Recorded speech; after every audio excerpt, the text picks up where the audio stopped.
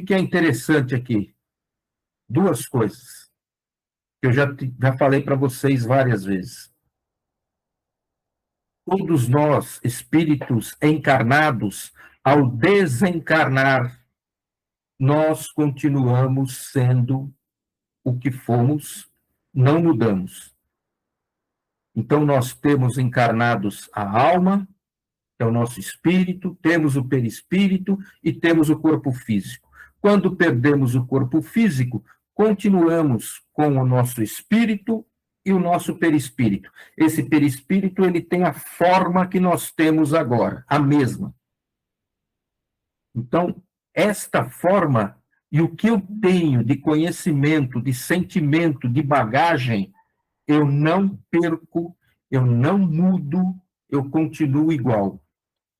Então, para a gente entender um pouco que as entidades que vêm na Umbanda, ou em qualquer lugar, que trabalham com mediunidade, são homens, são mulheres, apenas desprovido de um corpo físico, tem conhecimento limitado. É o que ela conhecia quando estava encarnada, ela continua conhecendo, continua tendo depois. E quando ela se manifesta no médium, ela continua tendo a mesma coisa, o mesmo conhecimento, o mesmo vícios, igual, não muda. Por isso que esse trabalho entre espírito e médium é exatamente para que ambos progridam. O espírito continua progredindo na espiritualidade. Nós, ao desencarnarmos, vamos continuar buscando estudo, buscando um centro, um médium que nos aceite, para que eu possa continuar evoluindo. E depois eu tenho que vir no corpo, encarnar ou reencarnar, e aí pôr à prova aquilo que eu aprendi. É assim que funciona a vida. É assim que funciona a evolução de um espírito. E a Umbanda faz muito isso, né? Porque ela permite que aquele espírito venha, incorpore no médium e converse, dê conselhos, auxilie, ampare, não só o próprio médium, como a outras pessoas. Ela começa a usar aquele conhecimento que ela tem, que ela adquiriu, para buscar ajudar e também para melhorar-se.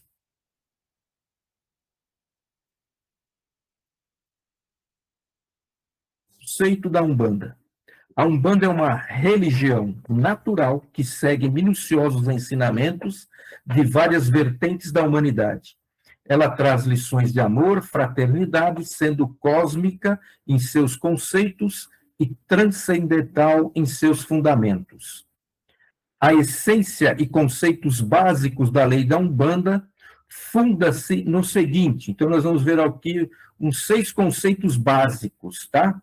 O que tem é a base da Umbanda, que é a existência de um Deus único,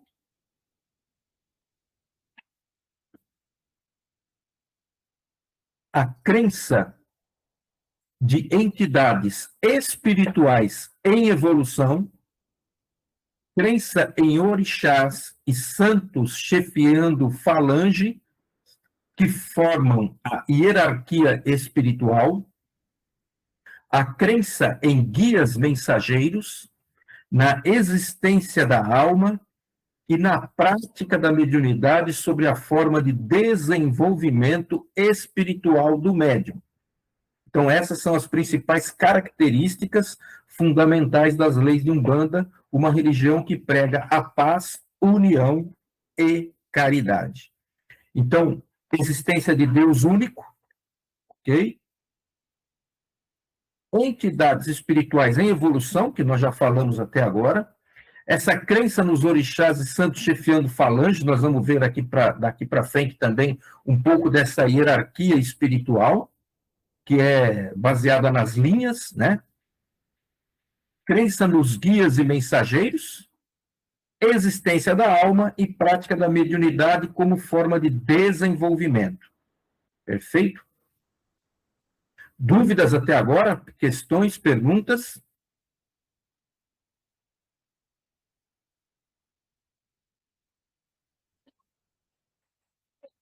Não? Podemos seguir?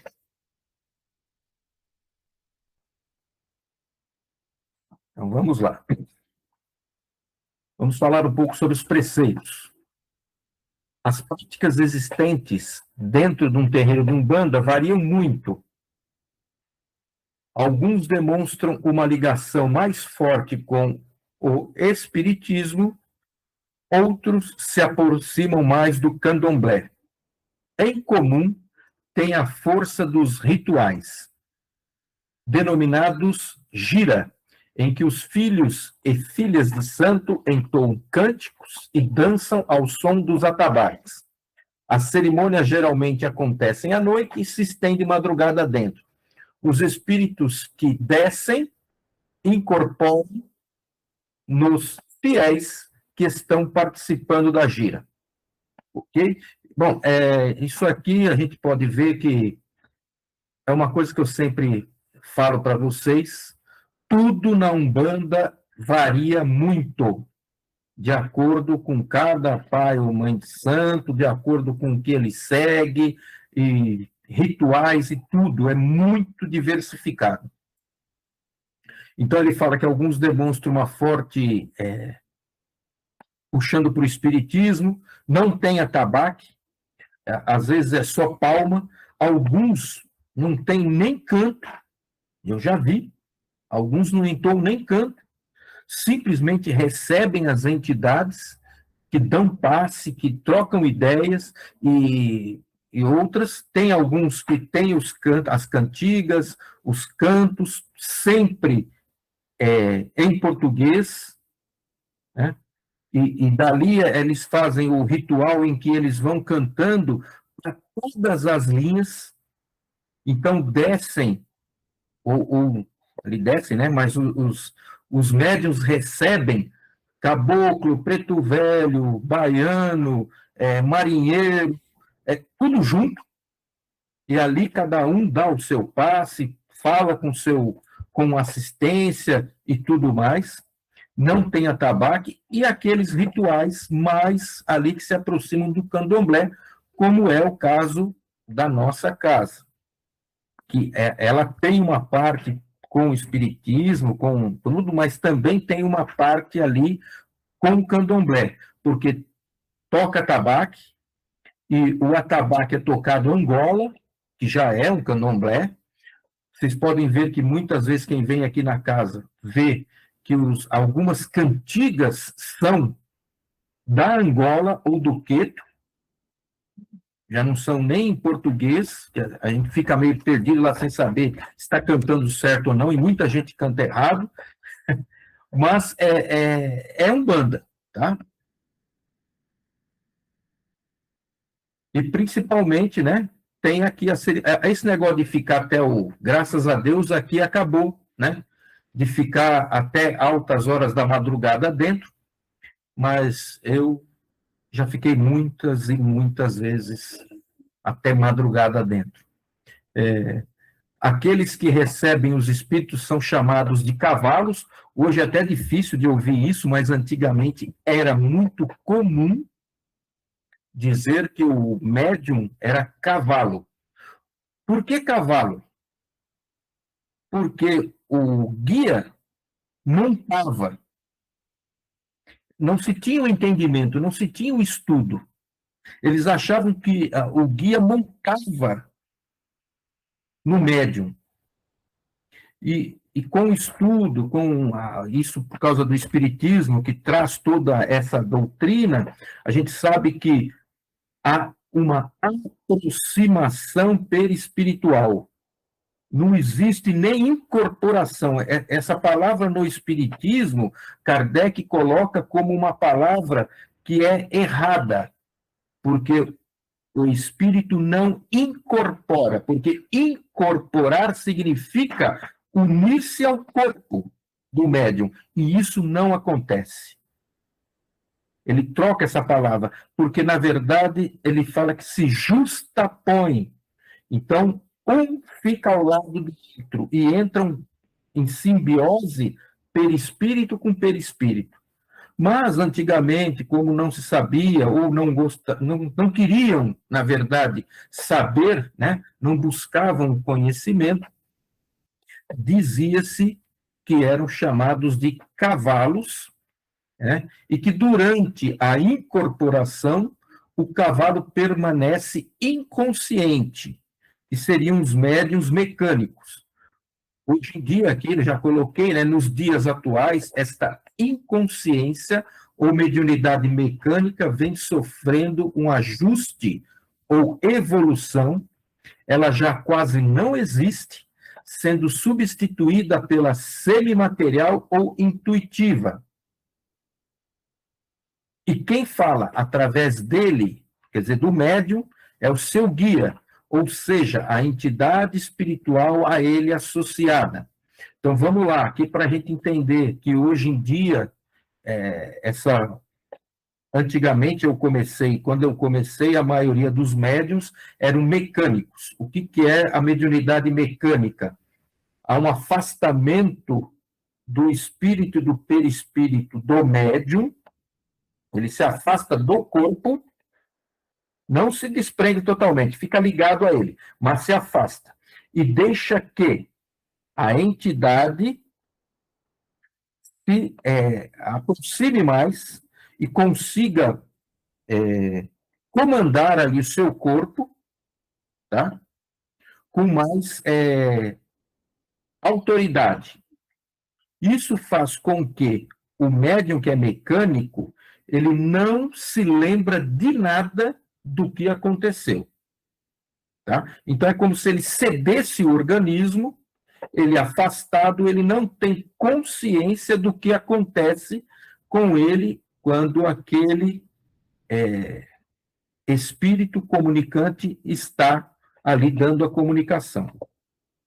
Isso, com o passar do tempo, ele foi perdendo, foi deixando de existir e foi sendo substituída por semimaterial ou intuitiva. Semimaterial, o que é? Não há um afastamento total do espírito, do perispírito do médium. Ele simplesmente se desloca pouco. E desse deslocar pouco, ele tem a consciência do que está acontecendo, apesar da entidade ou daquele espírito comunicante conseguir manipular o seu corpo. Tá? E na intuitiva, ele apenas inspira um pensamento no médium e o médium executa. Então, não há afastamento nenhum. Tá? Laura, pode perguntar. Depois eu completo. Tá, é rápido. Só me surgiu uma dúvida mesmo. Antigamente tinha mais médiums mecânicos, certo? Quem era médium mecânico antigamente, que hoje continua trabalhando na parte mediúnica, ele deixou de ser médium mecânico ou não? Ele continua sendo médium mecânico? Agora me Não, veio ele essa continua. dúvida. Tá. Ele continua. Porque, na verdade, nós temos que lembrar que a mediunidade, ela está localizada no organismo, tá? Então, o médium, ele pede, quando ele vai vir médium, para que o organismo dele seja preparado para a mediunidade. Neste preparo para a mediunidade, é que vem a parte da mediunidade mais mecânica, mais intuitiva, mais semimecânica. Então, na verdade, esses médiuns que antigamente ou até hoje são e continuam médiuns mecânicos, né? Porque não dá para você substituir uma mediunidade. Não, lógico que vai ter algumas que ele pode até exercer uma inspiração, mas na Umbanda não, vai ser sempre mecânico.